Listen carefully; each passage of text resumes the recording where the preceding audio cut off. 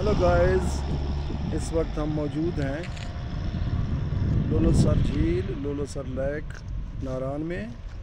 और मैं हूं शाहिद मुस्कानी और आप मेरा देख रहे हैं फेसबुक यूट्यूब चैनल। आपसे दरख्वास्त है कि मेरे चैनल को सब्सक्राइब कीजिए, लाइक कीजिए। देखिए लोलोसर लेक, बहुत खूबसूरत झील है जी नारायण में। इसके ऊपर झील के ऊपर देखेंगे बर्फपोश पहाड़, और ये देखें टूरिस्ट, ये सब लोग टूरिस्ट।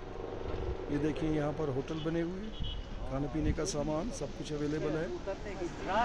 ये देखें टूरिस्ट की गाड़ियाँ, और ये देखें नीचे लोग झील के किनारे।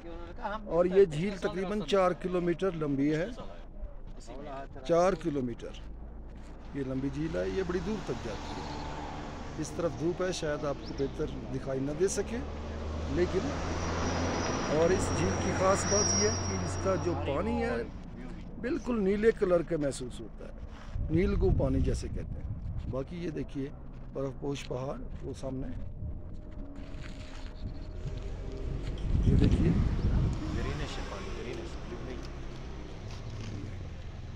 आप इस वाटर को ग्रीनिश वाटर भी कह सकते हैं, और मैंने सिंपल सा ब्लू वाटर कहा है। ग्रीनिश वाटर इसको कहा जाता है। देखिए, थैंक यू वेरी मच, अपना ख्याल रखिएगा।